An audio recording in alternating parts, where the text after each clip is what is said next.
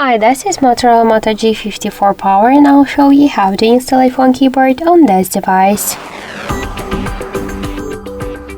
So first let's open the Play Store app and then in the search pool enter the green Apple keyboard. And now we should get this application, so tap the install button and wait a couple of seconds. Then just tap to open the app, click to enable in settings, and near green Apple keyboard, click on the swatch tray. Tap twice to OK and go back.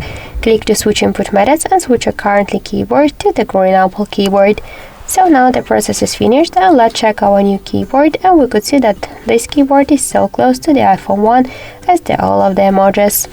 So that's it. Thank you for watching, and if you like this video, leave thumbs up and subscribe.